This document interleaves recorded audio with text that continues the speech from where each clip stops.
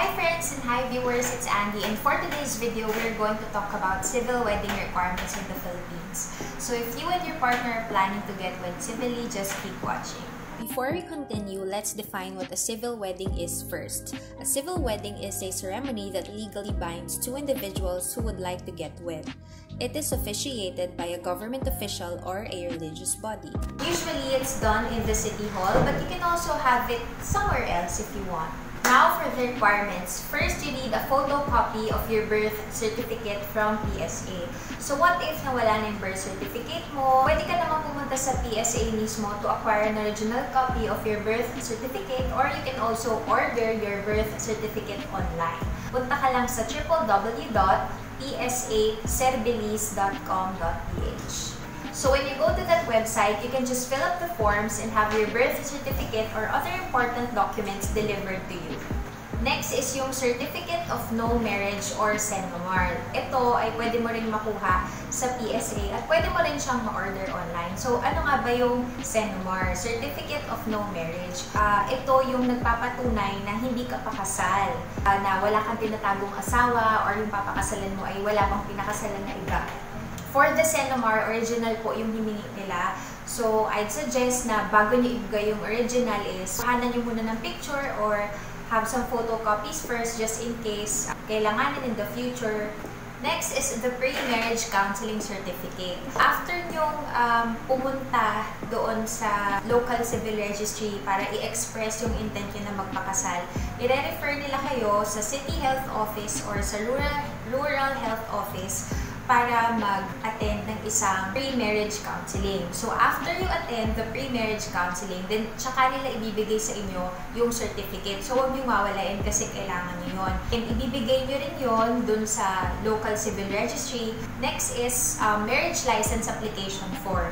So, yung marriage license application form is makukuha nyo doon sa local civil registry ng inyong city hall or municipal hall.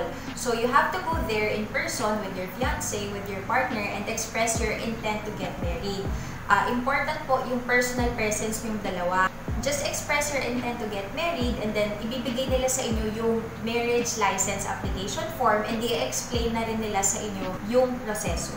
Next is Barangay Certificate of Residency. This one is easy to get. Punta lang kayo kay Barangay Captain and mag-request kayo ng Barangay Certificate of Residency. Syempre, yun ay nagpapatunay na talagang resident kayo. And then, 2 valid IDs also. So, more on for ano lang yun, identity verification. But they'll ask for a photocopy. If you don't have a photocopy of your IDs, meron naman silang photocopy machine doon and sila na ang magsa-xerox.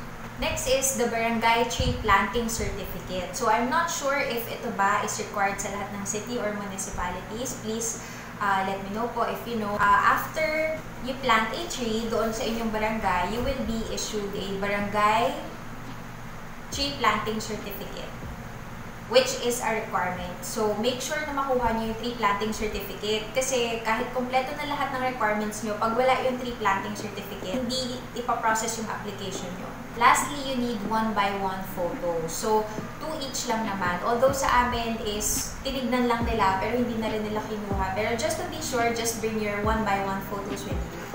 So, yung mga sinabi ko pong requirements, ito po are for couples na yung dalawang individuals ay wala pang previous marriage, or yung dalawang tao na nagbabalak na magpakasal ay nasa tamang age na. Kasi if you or your fiancé falls under the age of 25, you're going to need a notarized parental consent. Tapos, kung namatay naman na yung previous partner mo, you're going to need a death certificate of deceased spouse. If your partner naman is a foreigner, you're going to need a certificate of no impediment to marriage. Now, for the process po, ito ay based on our experience. I-share ko na din sa inyo. So, first, pumunta kami sa local civil registry to express our intent to get married. Meron silang mga officers doon na mag-a-accommodate sa inyo, mag-a-assist sa inyo. And once you mention na, we're here because we're planning to get married, bibigyan nila kayo ng checklist of requirements that you have to accomplish within a certain period of time. After nun, i-refer nila kayo sa City Health Office or sa Rural Health Office para makapag-attend kayo ng pre-marriage counseling.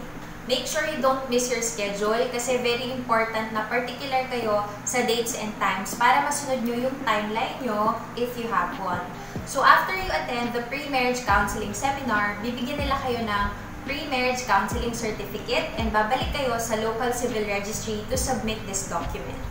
Yung nangyari kasi sa amin, binigay lang yung marriage license application form after we secured the pre-marriage counseling certificate. Inuna muna namin yon. So after nila kaming i-refer na mag-seminar and after namin matapos and makuha yung certificate, tapos pagka-submit namin sa local civil registry or LCR, that's the time that they handed us the marriage license application form, which you have to accomplish with your partner, of course. Make sure to double-check everything before you submit the form kasi mas okay na walang errors para hindi sila papalit-palit. After that, you can go to the accounting office and pay for the marriage fees. Once you're done paying the marriage fees, you can now go back to the LCR para ibigay nyo sa kanila yung resibo.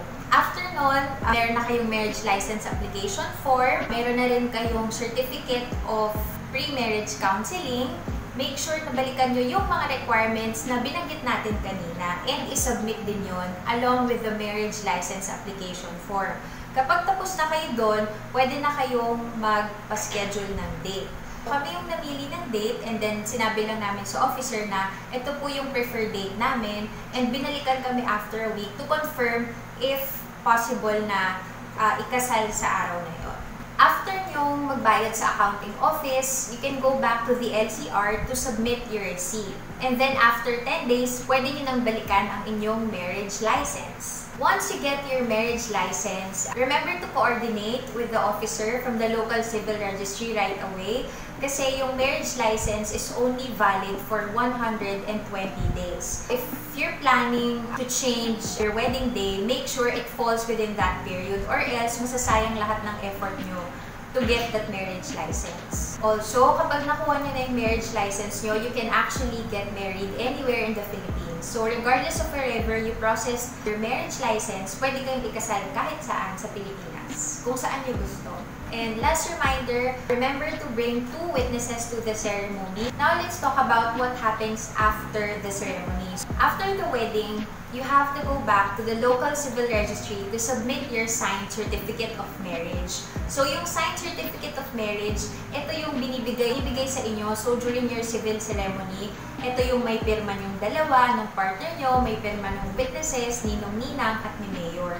So, isubmit nyo po yun sa local civil registry and bibigyan nila kayo ng statement of account which will include solemnization and sponsor fees. Depende po sa dami ng sponsor nyo yung kalalabasan ng amount. Tulad ng ginawa nyo kanina, pag nakuha nyo na yung statement of account, punta lang po tayo sa accounting office and then after nun, balik ulit sa local civil registry para ipakita yung receipt.